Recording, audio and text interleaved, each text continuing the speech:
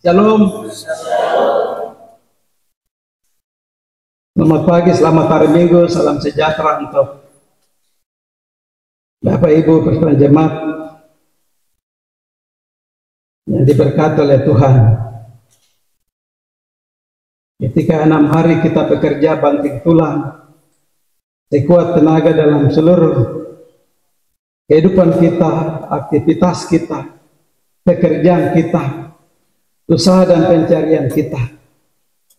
Hari ketujuh adalah hari Tuhan, hari perhentian.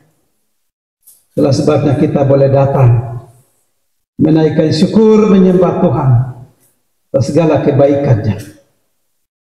Di minggu ketiga, pembacaan firman Tuhan bagi kita dari Ulangan pasal 31 ayat 1 sampai dengan 8. Tema sentral yang ditetapkan dari sinode adalah meneruskan warisan kepemimpinan.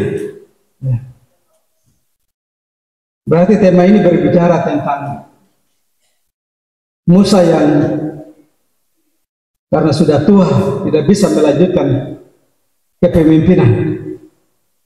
Kepemimpinan berikut diberikan kepada Yosua yang akan memimpin bangsa itu masuk di negeri yang dijanjikan, yaitu tanah perjanjian, tanah Kanaan. Tema ini menekankan pentingnya mewarisi nilai-nilai rohani, prinsip-prinsip dan tugas-tugas yang telah diajarkan oleh pemimpin sebelumnya. Yosua harus melanjutkan apa yang sudah dikerjakan oleh Musa.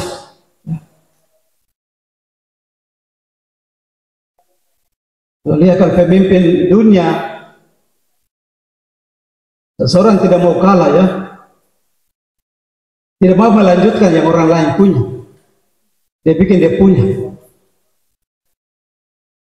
Nah, kita belajar dari Alkitab. Siapa bu pemimpin? Entah pemimpin pemerintahan, pemimpin organisasi, pemimpin dalam gereja, belajar dari Yosua dan Musa. Firman Tuhan datang kepada Yosua harus melanjutkan kepemimpinan Musa 39 tahun di padang gurun.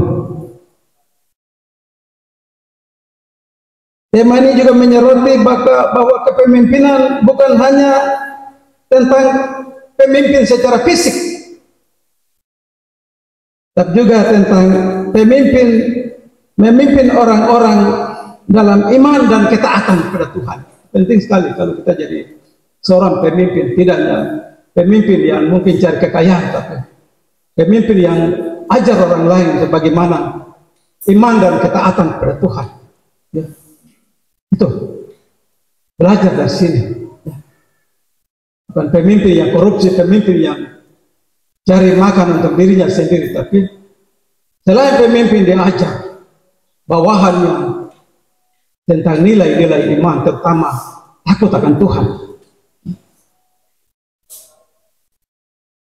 Arti dari meneruskan warisan kepemimpinan mengisahkan perjalanan kepemimpinan Musa kepada pemimpin Yosua adalah suatu transisi yang sangat penting dalam sejarah mereka. Kalau Yosua tidak melanjutkan Musa, hancurlah. Orang Israel hanya berhenti di tepi sungai Yordan saja. Semua peraturan-peraturan tidak dilaksanakan. Hancur orang Israel di situ. Itulah sebabnya kalau kita lihat mengapa kitab Ulangan hadir, itu merupakan suatu kitab dari kitab-kitab Torah. Kitab-kitab Torah itu 5 kitab Musa yang, makanya kenapa orang Yahudi sampai sini mereka hanya percaya kitab Torah, karena firman itu langsung turun dari Allah. Kejadian, Keluaran, Imamat, Bilangan, Ulangan, 5 kitab Torah diturunkan oleh Allah. yang berisi pesan-pesan perpisahan Musa dengan umat Israel. Pesan-pesan ini terjadi waktu bangsa Israel ada di dataran Moab. Sudah di akhir penghujung untuk masuk ke tanah perjanjian, Kanaan. Maka di tahun ke-39 mereka baru ada di tepi sungai Yordan, di daerah dataran Moab. Nanti di tahun 40 baru mereka di tepi sungai Yordan. Menyerahkan mereka perang, baru mereka masuk. Harus menghadapi banyak tantangan. Itu sebabnya melalui pesan pemimpin Musa mencengkerakan dan kembali mengingatkan bangsa Israel tentang penyertaan Tuhan. Dan mereka percaya Tuhan. Kalau mereka ada di tepi sungai Yordan itu bukan hanya terjadi begitu saja. Tuhan yang memimpin mereka, Tuhan yang menuntun mereka, Tuhan yang menjaga mereka, Tuhan yang selalu hadir untuk mereka. Firman Tuhan minggu berapa itu? Aku adalah aku. Aku tidak akan meninggalkan kamu. Aku selalu menyertai kamu kemanapun engkau pergi. Itulah sebabnya Musa mengajarkan hal ini. Karena apa? Generasi yang pada saat sudah ada di tepi sungai Yordan, generasi yang baru. Mereka tidak pernah melihat sejarah waktu perjalanan bangsa Israel keluar dari Mesir. Mereka tidak menyaksikan waktu Musa membelah laut Taberau. Kering lalu mereka tidak melihat peristiwa itu. Mereka tidak lihat peristiwa waktu di perjalanan di padang gurun mereka haus. Musa berbicara di gunung batu, air keluar. Mereka tidak lihat peristiwa itu. Mereka tidak pernah lihat peristiwa Gunung Sinai di mana Allah memberikan 12 hukum itu, 10 hukum. Mereka tidak menyaksikan. Mereka tidak menyaksikan waktu tiang awan dan tiang api yang menuntun bangsa Israel. Kalau tiang awan itu naik berjalan, maka mereka berjalan. Kalau tiang itu berhenti, mereka berhenti dan berkemah. Ini generasi baru. Pada yang tua sudah mati dalam perjalanan. Ada yang mati karena dihukum Tuhan, ada yang mati karena memang sudah usia lanjut. Sebaya dengan umur-umur Yosua, umur-umur Musa, termasuk Harun yang sudah mati. Mereka adalah generasi yang baru. Itulah sebabnya Musa harus menjelaskan siapa yang pimpin. Bahkan dia mengalahkan segala musuh-musuh yang menghalangi mereka di tengah jalan.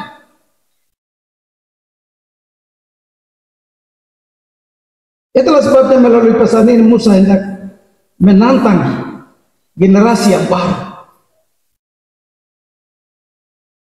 Kalau saya ada di tepi sungai Yordan, kamu kira gampang saja kamu masuk tanah Kanaan?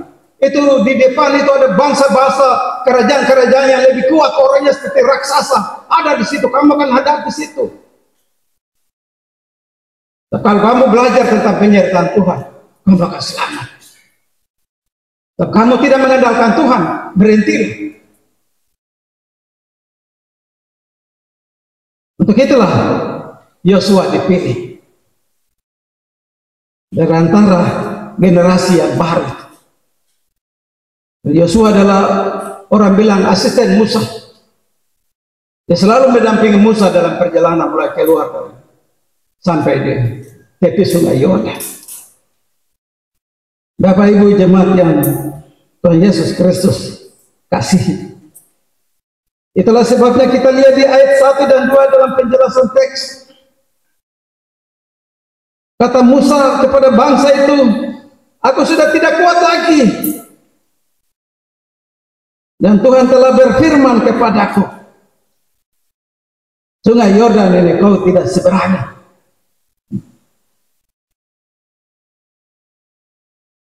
Musa secara terbuka mengatakan pada bangsa Israel dalam keadaan dirinya untuk tidak mungkin lagi membawa masuk. Usia 120 tahun Musa waktu itu sudah tua sekali. Tenaga kekuatannya sudah habis. Mata mungkin sudah kabur.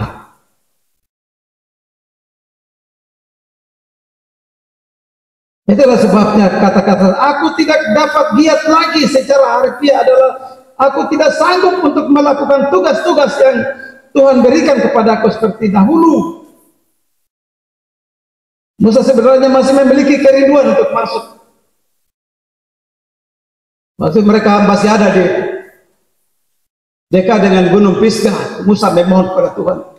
Kalau kita baca dalam Ulangan pasal 3 ayat 23, 26 sampai 28. Izinkanlah aku bisa menyeberangi sungai Yordan bersama-sama dengan umat.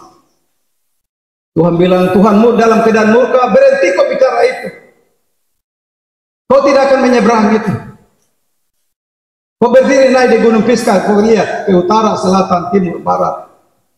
Itu negeri yang diberikan, tapi kau tidak menyeberang. Karena tidak menjaga kekudusan waktu di Meribah. Itu juga ulah umat yang berontak pada Musa. Tuhan bilang hanya kau dekat dengan gunung batu, kau bicara lalu air keluar. Tapi dalam keadaan emosi Musa lempar tongkat. Walaupun memang Allah air itu keluar, tapi Musa tidak menghormati perkataan Tuhan.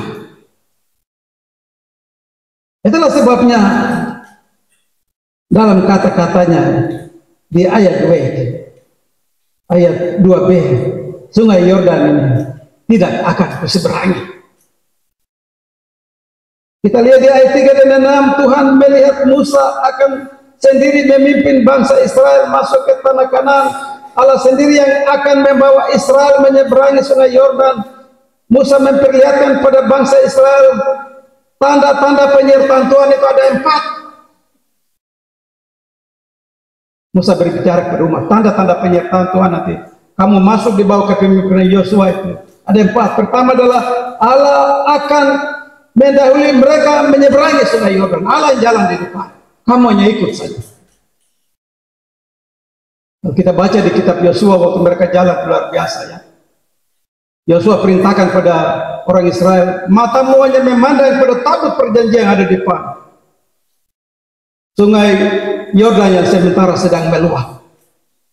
Bangsa Israel tidak melihat sungai, mereka hanya melihat tabut. Sungai tiba-tiba terbelah. Mujizat itu. Tabut perjanjian adalah tanda kehadiran Allah. Dia jalan di depan, umat ikut. Perjanjian yang kedua adalah Allah akan memunahkan bangsa-bangsa yang ada di hadapan mereka. Kamu jangan takut, memang di sana adalah bangsa-bangsa yang kuat dan perkasa seperti orang-orang raksasa, tapi kamu jangan takut, sebab Tuhan akan menyertai kamu. Itu saja kuncinya. Jangan meragukan Tuhan, harus mempercayai Tuhan. Ketiga, Allah akan memusnahkan raja-raja kafir serta negeri mereka. Itu janji Tuhan yang dia kasih tahu kepada saya kasih tahu untuk kamu. Supaya kamu tidak takut, kamu tidak gentar melihat orang-orang itu. Percaya Tuhan ada menyertai kamu. Janji yang keempat adalah Allah akan menyerahkan mereka ke tangan bangsa Israel. Allah akan menyerahkan kamu ke tangan bangsa Israel. Keempat tanda tersebut hendak meyakinkan bangsa Israel bahwa kesetiaan dan penyertaan Allah telah dinyatakan kepada generasi pertama bangsa Israel dalam perjalanan di padang gurun, akan senantiasa menyatakan kasih dan kesetiaannya kepada generasi yang baru. Musa hendak meyakinkan mereka jangan takut pada musuh orang-orang Kanaan, sebab Allah yang akan mendahului mereka. Kita baca di ayat 6. Kata kuatkan dan teguhkan ketaatan. Ketaatan pada firman Tuhan. Kuatkan dan teguhkan. Mengandung maknanya percaya dengan sungguh-sungguh dan meyakini akan penyertaan Allah. Jangan membiarkan keraguan menguasai pikiran. Betapa penting dalam kehidupan kita itu. Dalam sesuatu yang kita hadapi. Kalau kita punya pandangan yang melihat pada situasi, disitulah kita imannya tidak kuat.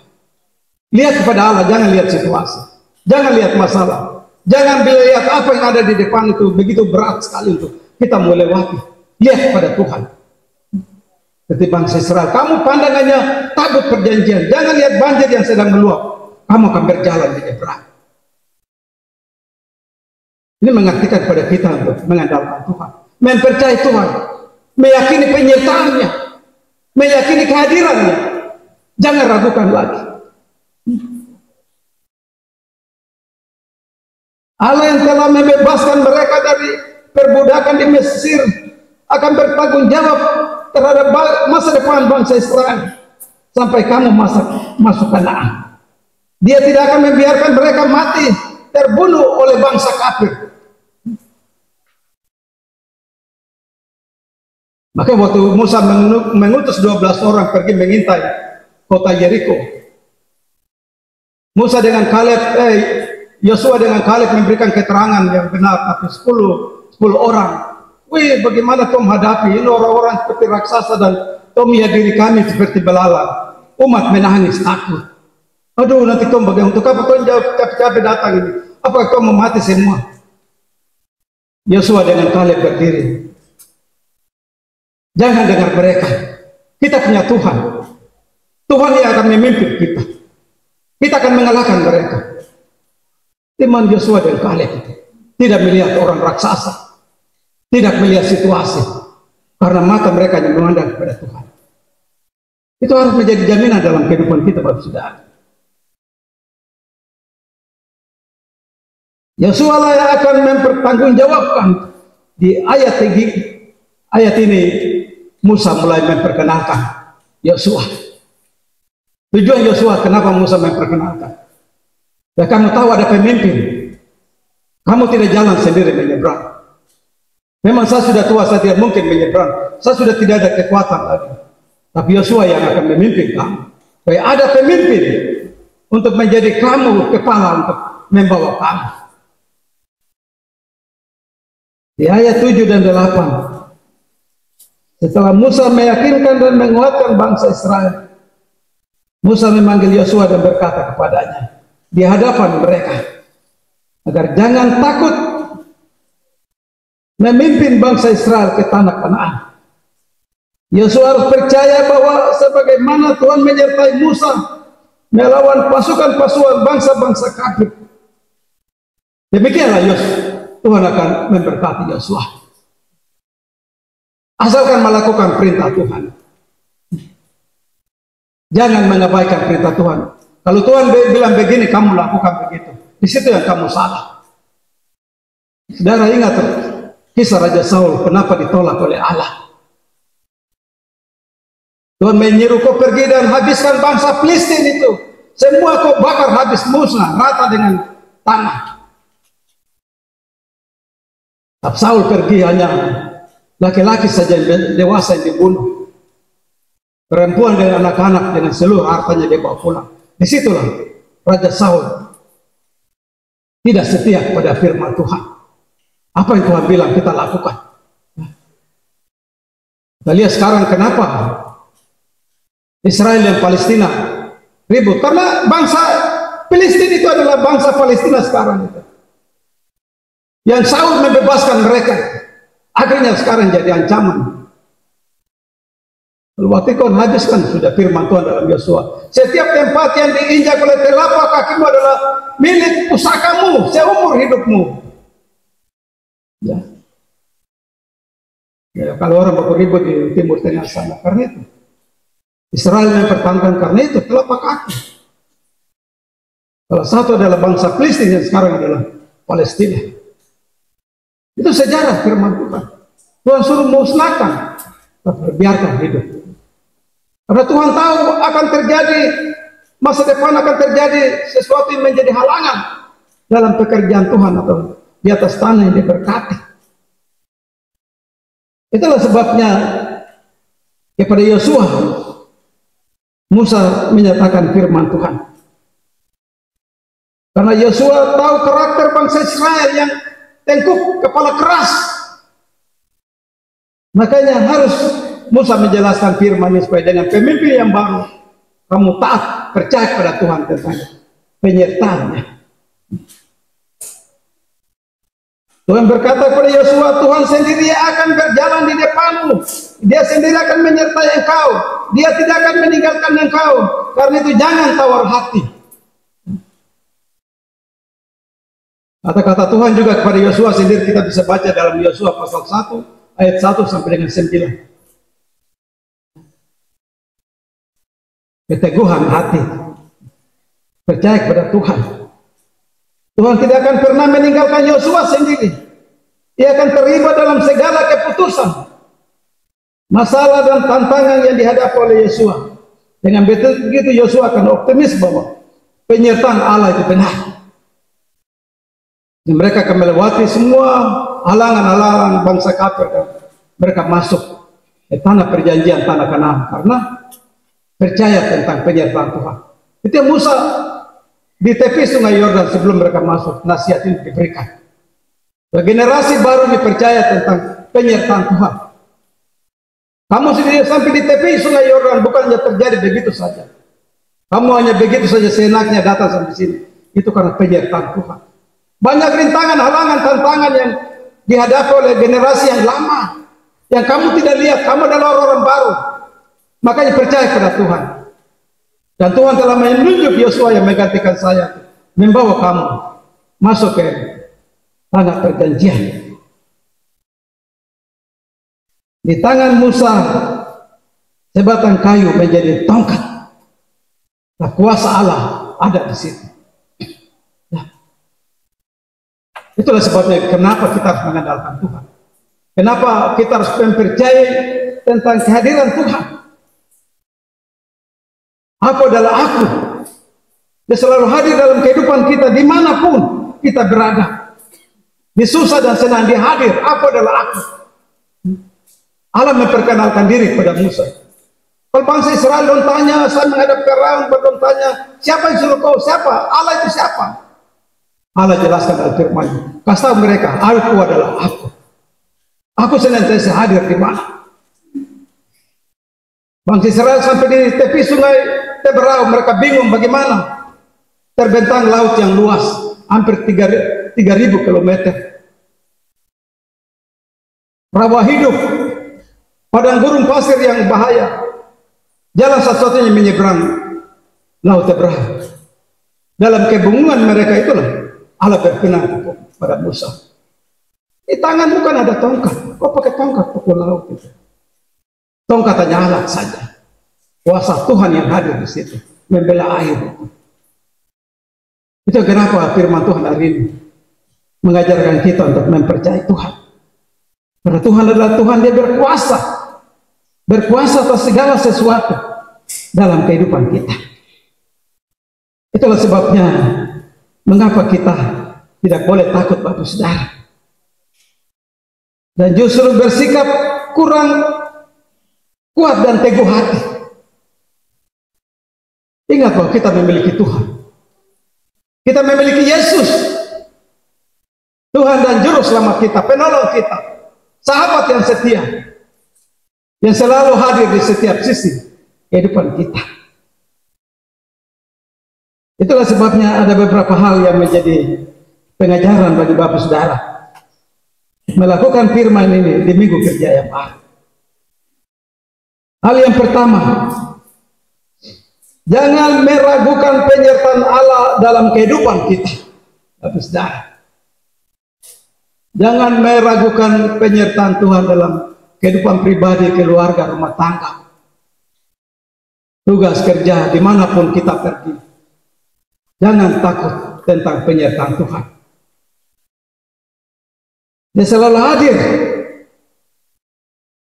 Bagaimana Allah menyatakan janji-janji penyertaannya kepada Yosua. Demikian Allah juga melakukan hal itu dalam kehidupan kita sebagai orang-orang Kristen yang setia dalam kehidupan kita. Kadang-kadang kita menghadapi sesuatu takut. Nanti begini-begini. Padahal Tuhan ada. Dan kita yang kurang mempercayai. Mungkin jemaat bilang, pendeta kok gampang saja bicara di atas mimbar, tapi kami hadapi jadi. Mana Allah hadir? Saya bicara karena saat menyaksikan seorang ibu yang benar-benar Allah menolong dia, bahwa Allah itu ada. Yesus itu hadir. Allah itu ada. Kita percaya tentang penyertaan Tuhan. Tanggal 6 Januari 2006, saya tidak lupa kesaksian itu. Ibu bayi yang ada di Raya Nikumene, janda yang setia. Saya tidak tahu, dia mungkin dulu muslim ya, karena kawin bapak bayi orang Kenyam, dia setia sekali. Ibadah apa saja, perempuan itu setia, orang Jawa. Dan semua kenal ibu bayi ya. Dari rumah dia sudah diarahkan, digiring oleh penipu untuk harus pergi ke kantor pos dan bayar uang 18 juta. Kasih uang muka 6 juta dulu untuk beli alat, karena dia punya anak tabrakan. Anaknya Kristen, kuliah di USTJ. Penipu telepon, anakmu Kristen kan? Dia kena kecelakaan dan sekarang gawat. Ada di rumah sakit Aben. Alat yang harus dibeli untuk menyelamatkan dia adalah harganya 18 juta. Kalau ibu tidak beli alat ini, Kristen lewat. Dan dalam keadaan menangis dari rumah, dia bawa uang 6 juta untuk ke kantor pos. Untuk transfer dulu, nanti anaknya di Australia, dia kirim uang sisa. Dalam perjalanan dengan anaknya yang Dani itu, yang masih SMA itu, antar mamanya ke kantor pos dengan bawa uang 6 juta sesuai perintah dari penipu ini. Saya bilang, kenapa saya mau beli pulsa sedangkan sepanjang jalan dan aspal sampai itu pinggir-pinggir jalan orang jual pulsa. Macam roh bilang, kau beli saja pulsa itu di kios yang ada di depan kantor pos. Akhirnya saya juga ikuti macam pikiran begitu. Nanti saya beli pulsa itu di depan kantor pos. Dan pada saat saya masuk berhenti dengan motor, mereka dua lihat saya. Wah, itu ada bapak penatua tiri itu, minta tolong dulu, kami ada dalam keadaan begini. Dulu datang dalam keadaan menangis. Ini Kristen ada tabrakan, mau beli alat ini, mau bayar ke kantor pos. Ada telepon orang kesal begitu. Jadi mereka telepon anak Kristen juga, HP-nya juga mati. Makanya mereka tahu bahwa benar anak itu ada dalam koma. Saya bilang jangan telepon dulu. Coba saya cek. Saya telepon Polsek AB dulu, teman-teman di sana. Saya telepon. Ada kejadian di depan USTJ kah? Ada kecelakaan nama ini. Kanit lantasnya suruh anggotanya, kamu lihat ada kejadian dari pagi, anggotanya lapor. Tidak ada kejadian dari pagi, tidak ada tabrakan. Saya tahu ini orang penipu ini. Langsung saya bilang, ini bicara dengan saya ini, orang itu marah-marah saya lagi. Saya mau penting dengan ibu yang tadi, bukan dengan kamu. Ya bicara sudah, saya ini polisi. Telepon langsung mati, tidak bicara lagi. Ibu itu tersungkur di depan saya bilang, ibu jangan tersungkur saya. Saya hanya alat saja. Tuhan kok bisa begitu mengatur indah sekali supaya ibu punya uang 6 juta tidak masuk di kantor pos, itu kirim di rekening. Tuhan Yesus itu indah bagi orang-orang yang setia. Dia tahu ada bahaya, dia bisa melakukan hal-hal yang bisa menolong ibu, dan itu salah satu. Dan situ saya percaya tentang penyertaan Tuhan. Ketika kita hidup dalam kesetiaan, dalam keadaan susah apapun, Tuhan hadir. Jadi jangan takut. Teguhkanlah hatimu. Teguh adalah ketaatan pada firman Tuhan. Firman yang kita dengar, hidup dalam firman itu. Setia. Yang kedua adalah ketaatan terhadap firman Tuhan. Musa mengingatkan bangsa Israel untuk mematuhi hukum dan perintah Tuhan. Hukum-hukum itu kita lakukan. 10 hukum yang tadi kita baca itu biasa diucapkan di minggu pertama dan ketiga itu harus jemaat lakukan. Hukum keempat itu jelas sekali. Gereja kosong karena orang tidak mau melakukan hukum keempat itu. 6 hari lamanya engkau bekerja dan melakukan segala pekerjaan. Ingatlah, hari ketujuh adalah hari Sabat Tuhan bagimu. Hari ketujuh orang tinggal di rumah saja. Hari ketujuh orang beraktivitas, bekerja. Hari ketujuh hari istirahat. Hari untuk mengucap syukur. Hari untuk berhenti dari segala pekerjaan. Itu Taurat. Hari ketujuh itu orang Kristen sebenarnya kalau merenungkan hukum keempat itu, tidak bekerja, tinggal di rumah saja. Jangan buka kios, jangan buka jualan. Itu hari Tuhan. Kampanye tahun berapa waktu BTM dengan salah seorang pasangan juga calon wali kota. Mereka bikin kampanye di depan lingkaran ada, saya hadir sebagai polisi, saya karena pengamanan. Salah satu pasangan itu calon wali kota itu. Kalau saya jadi wali kota, tiap hari Minggu saya akan kasih bebas, orang bebas, tidak perlu dilarang itu hari Minggu itu aktivitas, tidak boleh ada jualan, saya kasih bebas. Di depannya saya kasih tahu anggota polisi, kamu dengar, Tuhan menolak orang ini, dan dia sudah salah. Tanah diberkati oleh Tuhan. Hari Minggu memang wajar, tidak boleh orang melakukan pekerjaan, dan betul juga. Waktu pemilu dia tidak terpilih, dan dia salah bicara. Ya kita orang Kristen ingat firman Tuhan, hukum Tuhan diberi di Sinai. Ini yang Yosua diingatkan itu. Hukum-hukum perintahmu, ketetapan-ketetapan, peraturan-peraturan kamu lakukan, bahwa dia menyertai kamu kemanapun kamu pergi.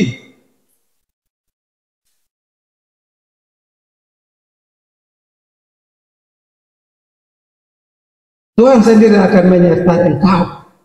Ini janji Tuhan kepada kita, Bapak, saudara, dan saya. Landasan yang kokoh bagi umat yang percaya. Ketika saudara dan saya kita komitmen untuk bekerja untuk Tuhan, jalankan firman Tuhan dengan setia. Ayat 8 itu kunci tidak janji itu. Ya. Ayat 8 itu. Ini firman ini benar. Bab Tuhan dia sendiri akan berjalan di depanmu. Dia sendiri akan menyertai engkau. Dia tidak akan membiarkan engkau dan tidak akan meninggalkan engkau. Jangan takut dan janganlah patah hati. Ya. Itulah firman hari ini. Kita mempercayai Tuhan dalam kehidupan kita, rumah tangga kita, segala hal yang mungkin kita hadapi. Percaya firman Tuhan. Kesaksian saya bilang ibu baik ya. Ketika dia hidup dalam Tuhan, dia tidak pernah orang merugikan dia karena Tuhan hadir beserta dia bagi orang-orang yang setia. Dan begitu juga bagi saudara dan saya, warga jemaat yang ada di PO, kalau setia kepada Tuhan, Tuhan selalu menyertai kita. Ya.